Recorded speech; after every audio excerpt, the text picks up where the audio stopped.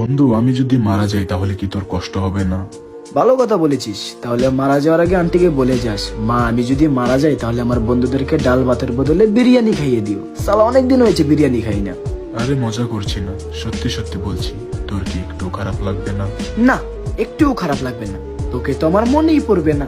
ও আচ্ছা।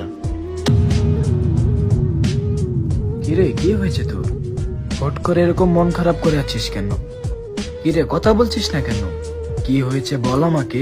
আমি আমার জীবনের কোনো মানে খুঁজে পাচ্ছি না। মনে হচ্ছে আস্তে আস্তে আমি সবকিছু হারিয়ে ফেলছি। কেরিয়ার, সম্পর্ক, শান্তি সব যেন বালির মতো হাত থেকে ফসকে যাচ্ছে।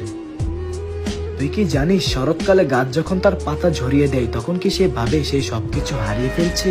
জানি না হয়তো। গাছ আসলে কিছু হারায় না, সে শুধু তার জায়গা খালি করে যাতে বসন্তে নতুন এবং সতেজ পাতা গজাতে পারে। আমাদের লাইফটাও ঠিক তেমনই, মাঝে মধ্যে কিছু হারিয়ে যাওয়া মানে জীবন শেষ হয়ে যাওয়া নয়, বরং নতুন এবং ভালো কিছুর জন্য জায়গা তৈরি হওয়া। তাহলে বসন্ত আসতে এখনো বাকি? বসন্ত আসবেই, শুধু তোকে এই ঝড়ের সময়টাতে নিজের পায়ের উপর শক্তভাবে দাঁড়িয়ে থাকতে হবে। কারণ হারিয়ে যাওয়া মানে শেষ নয় বন্ধু, এটি হলো কামব্যাক করার একটা বড় ইঙ্গিত। আচ্ছা বাবা, বুঝেছি। আমাকে আর জ্ঞান দেওয়া লাগবে না, চল চা খেয়ে আসি।